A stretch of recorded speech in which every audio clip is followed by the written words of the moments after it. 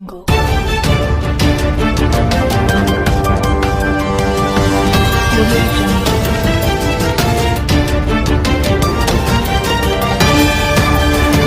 Birpara Madarihat Trinamool Congress block committee के तत्वाधान में बीरपड़ा बाजार स्थित पुराने बस स्टैंड के प्रांगण में 29 नवंबर रविवार को कर्मी सभा बुलाई गई। यह बताते चले कि टीएमसी द्वारा आयोजित कर्मी सभा के दौरान भारी संख्या में तृणमूल कांग्रेस समर्थकों का जन सैलाब देखा गया। यह कर्मी सभा के दौरान भारी भीड़ को देखते हुए यह जनसभा के रूप में नजर आ रहा था। आज की सभा में मुख्य वक्ता के रूप में तृणमूल कांग्रेस के नेता पूर्व राज्यसभा सांसद रीता बत्रा बनर्जी एवं अलीपुरद्वार तृणमूल कांग्रेस जिला अध्यक्ष मृदुल गोस्वामी तथा अलीपुरद्वार के पूर्व सांसद दशरथ तिर्की मुख्य रूप से उपस्थित थे। इस सभा के दौरान श्रमिक नेता मानिक दे, नकुल सोनार एवं मदारीहाट ब्लॉक तृणमूल कांग्रेस कमेटी के सभापति संजय लामा एवं मदारीहाट एससी के कोऑर्डिनेटर जयप्रकाश टोपो मुख्य रूप से उपस्थित थे। सभी वक्ताओं ने पश्चिम बंगाल की लगभग 60 से अधिक योजनाओं का लाभ जनता तक पहुंचाने तथा केंद्र सरकार के विरोध में जमकर अपनी बातें रखी। देखते रहिए NEI डूअर्स न्यूज और YouTube पर लाइक और सब्सक्राइब जरूर करें और अपने इलाकों की खबरों से जुड़े रहने के लिए इस चैनल से बने रहें। के बाद नरेंद्र मोदी जी का जो रेशन का स्कीम था वो तो खत्म हो चुका है, मगर ममता बनर्जी का स्कीम खत्म नहीं होगा। ममता बनर्जी ऐलान कर दिए हैं कि जब तक तृणमूल का सरकार सत्ता में रहेगा पूरी बंगाल का हर घर में मुफ्त में राशन पहुंचेगा। ये ममता बनर्जी का अल्टरनेटिव है, विकल्प जो नीति है जो लेकर चल रही है। और आप देखे हैं अभी शुरू होने जा रहा है दुआरे दुआरे सरकार गवर्नमेंट जो है वो उसके पास आपको जाना नहीं पड़ेगा। में जो ओरिजिनल हिस्ट्री किताब है वो किताब पढ़ाया जाता है।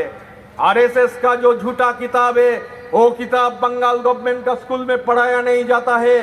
और कि बंगाल का जो हिस्ट्री है 1757 में अंग्रेजी हुकूमत का जब शुरुआत हो रहा था, नवाब सिराजुद्दौला जो धर्म में मुसलमान थे अंग्रेजी हुकूमत के खिलाफ लड़े थे।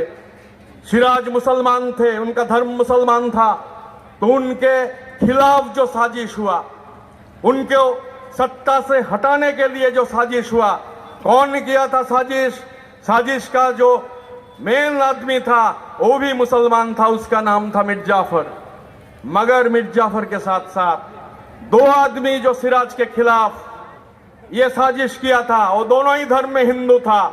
एक था उमी चांद, एक था जगत सेठ। और अपने मुसलमान नवाब सिराज के लिए मुसलमान के घर में जन्म लेने हुए मोहनलाल अपने खून पसीना बहा दिया था।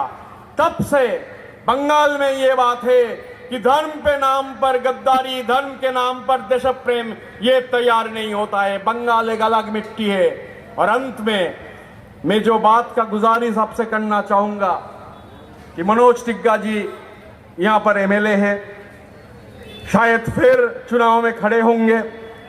वो जब आएंगे तो सिर्फ एक चीज पूछिए कि हिंदुस्तान का आवाम का जो स्वाधीनता का जो लड़ाई था, उस लड़ाई में एक भी आरएसएस का बंदा का नाम आप अगर बोल सकते हैं, मनोज जी जब आएंगे पूछने के लिए, वोट मांगने के लिए, उनसे बोलिए एक ही नाम बता दीजिए जो स्वाधीनता संग्राम में था।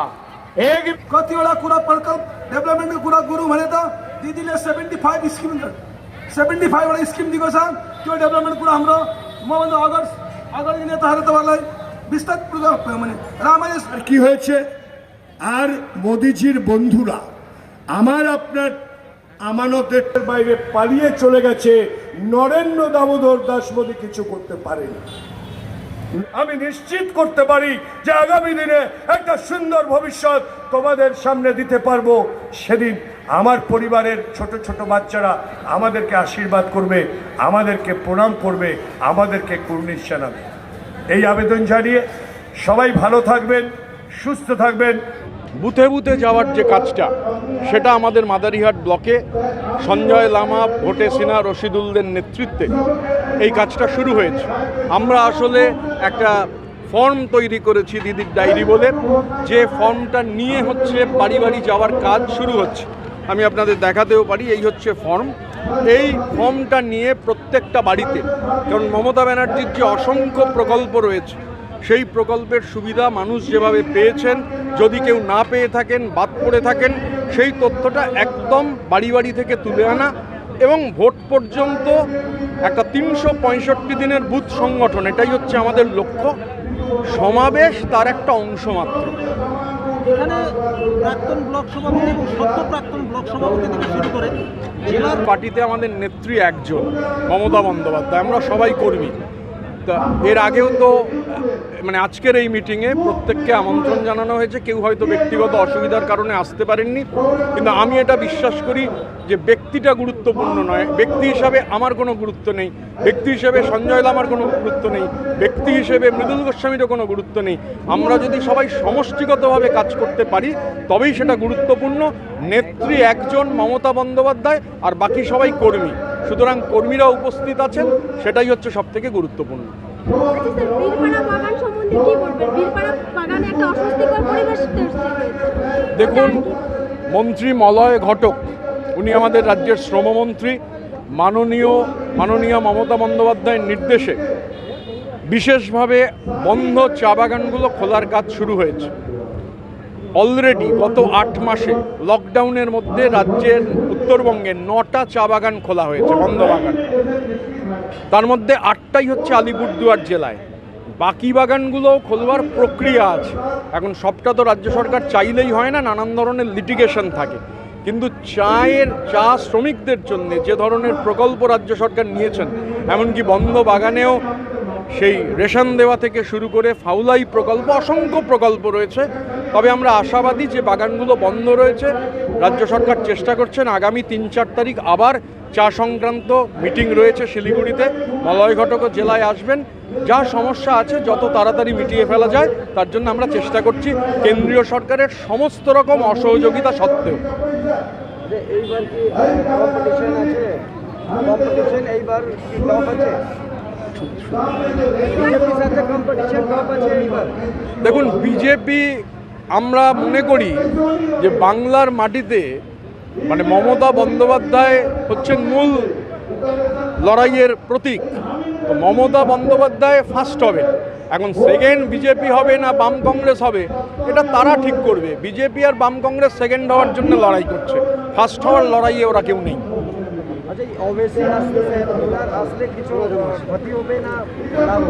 ওয়েসির যারা মানে পশ্চিমবঙ্গে ওর যে প্রধান লোক ছিল, তিনি তার সমস্ত মানুষকে সঙ্গে নিয়ে ইতিমধ্যেই তৃণমূল কংগ্রেসে সামিল হয়েছেন।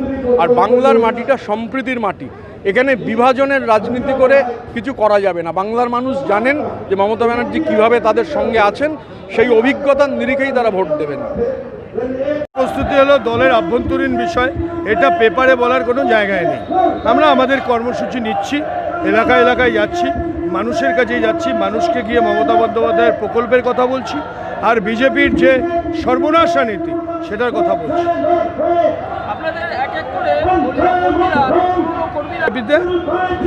বলতে পারবেন কেন করেছে, আমাদের কোনো বার্তা নেই।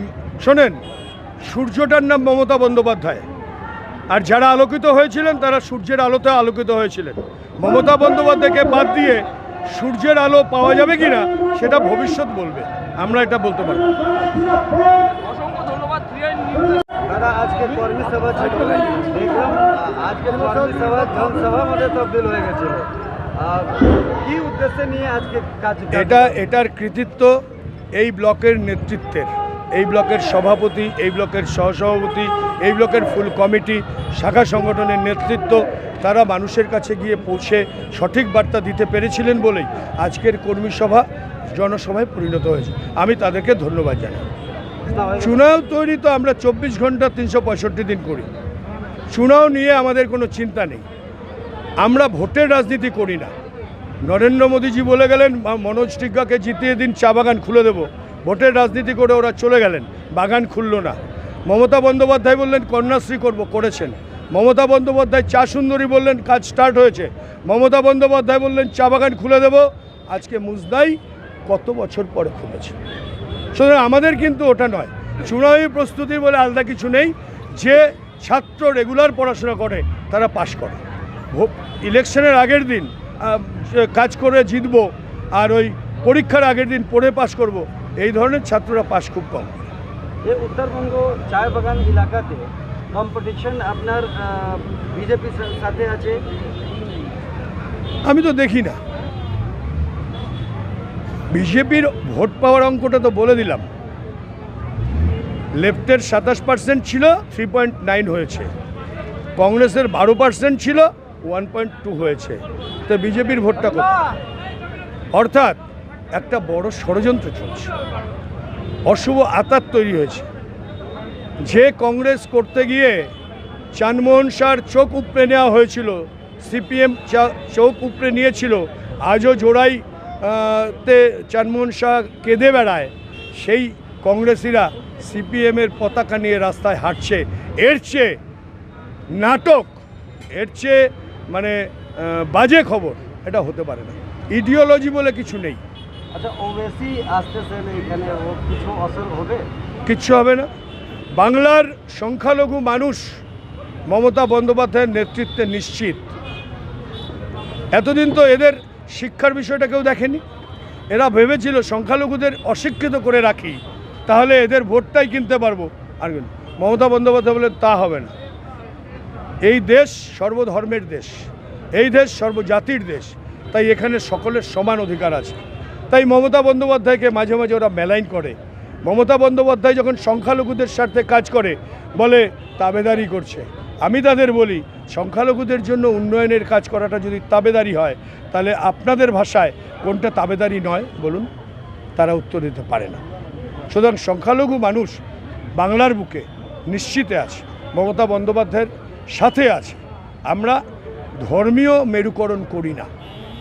আমাদের কাছে হিন্দু, মুসলিম, শিখ, ইসাই, খ্রিস্টান, জৈন, বুদ্ধিস্ট সব এক মানুষ। ভারতবর্ষের ধর্মটাই হলো মানব ধর্ম, এটা সর্বধর্মের মিলন ক্ষেত্র। সেটা বাংলায় মমতা বন্দ্যোপাধ্যায় প্রমাণ করেছে। আচ্ছা, চায় বাগানে মুদ্রা আছে যে প্রবাসী মজদুর অনেক লোক যে বাইরে যাচ্ছে, তারা এখন ফেরত আসছে, তারা কাজ করছে, 100 দিনের কাজ পাচ্ছে, চা বাগানে খুললে কাজ করছে। তাদের জন্য বিভিন্ন প্রকল্প আছে, তাদের জন্য যারা 60 বছরের ঊর্ধ্বে তাদের জন্য জয় জোহর রয়েছে। लोकसभा चुनाव के में देखा गया कि काफी यहाँ पे बीजेपी लीड किया। इस बार आप लोग कैसा तैयारी किए जो उसको आप लोग पीछे करते हैं? आज हमारे यहाँ माधरीहाट बीरपड़ा ब्लॉक तृणमूल कांग्रेस की ओर से एक कर्मी सभा का आयोजन किया गया था, लेकिन आपने देखा कि ये कर्मी सभा जनसभा का रूप ले लिया। इसी से हमको पता चल रहा है कि विगत दिन में जो बीजेपी को लोकसभा में जो बढ़ोतरी मिली थी, लेकिन अभी वो संभव नहीं है।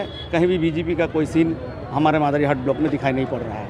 गोष्ठी द्वंद्व चल रहा है, उसको लेकर क्या कहना चाहते हैं? नहीं, तृणमूल कांग्रेस में किसी प्रकार का गोष्ठी द्वंद्व नहीं है। ये विरोधी द्वारा रटाया ये कहानी है। वे लोग ही हमारे दल में को ये कहते हैं कि यहाँ गोष्ठी द्वंद्व है, लेकिन हमारे दल में किसी प्रकार का गोष्ठी द्वंद्व नहीं है। हमारा नेत्री ममता बंदोपाध्याय हैं। हम नेत्री के निर्देश में, उनके जो दिशा निर्देश है उसी के अनुसार हम लोग काम करते हैं। और आप जानते हैं कि नेत्री हमारे जन सेवा में कितनी जुड़ी हुई है। और हमारा जो विरोधी बीजेपी है वो हर समय जुमला करता है, वो केवल बातें करता है, लेकिन वो कार्यकारी रूप में किसी काम को वो जनता के भलाई के लिए नहीं करता है। ये दिखाई पड़ता है, जैसे कि आप देखिए रूपश्री के रूप में, कन्याश्री के रूप में हमारे स्कूल, हमारा हिंदी कॉलेज हमारे माधरीहाट इलाका में हो गया, जो कि एक इतिहास है। वाम फ्रंट के अमल में बहुत सारी डिमांड थी, लेकिन कभी किसी सरकार ने इसको पूरा नहीं किया। लेकिन हमारी नेत्री इस समस्या को देखते हुए आज हमारे पश्चिम बंगाल में हिंदी कॉलेज का स्थापना किया। तो कहने का अर्थ यह है कि दीदी जो कहती है वो करती है। और ये जो हम 15 लाख की बातें कही थी हमारे मोदी जी, लेकिन आज किसी के अकाउंट में कोई पैसा नहीं घुसा। लेकिन नेत्री जो कहती है वो करती है। इसका उदाहरण ढेर सारे प्रकल्प के द्वारा आपको मिला है। अच्छा, आदिवासी समुदाय का लगभग 10 संगठन मिलकर यहाँ एक मीटिंग की है, तो उन्होंने 5th शेड्यूल का मांग किया है, 5वीं अनुसूची। इसको लेकर आप यहाँ के एक आदिवासी नेता भी हैं, तो आपका क्या धारणा है, ये होना चाहिए कि नहीं? देखिए, ये तो एक डिमांड है, इसके लिए हमारे नेत्री ज़रूर इसके लिए सोचेगी। उसके बाद ही वो जिस तरह की उत्तर होगा वो अवश्य देगी। किस मुद्दे पे इस बार चुनाव लड़ा जाएगा? द्वारस का क्या क्या मुद्दा रहेगा? देखिए, हमारे यहाँ चुनाव तो हमारे यहाँ कोई आज या कल लड़ने की कोई बात नहीं है। जैसे कि हमारे जिला सभापति मृदुल गोस्वामी अभी बोले कि हम लोग 24 घंटा जनता के साथ में रहते हैं। मतलब विकास के मुद्दे पे ही लड़ा जाएगा? जी, कोई जाति हम लोग समीकरण विकास नहीं? किए हैं। नेत्री के नेतृत्व में हमारे पश्चिम बंगाल में चहुमुखी विकास हुआ है, ये पूरा जनता जानती है। इसीलिए ये कोई बड़ी बात नहीं है कि इलेक्शन आज आ रहा है उसके लिए हम लोग दौड़ धूप कर रहे हैं। हमारा काम है, नेत्री निर्देश देती है, वो जनता की काम करती है, वही हमारा मुद्दा है, विकास हमारा मुद्दा है। जयप्रकाश टोपे जी, NEI द्वारस न्यूज़ की तरफ से आपको बहुत बहुत शुभकामनाएं। रमन जी, आपको भी धन्यवाद।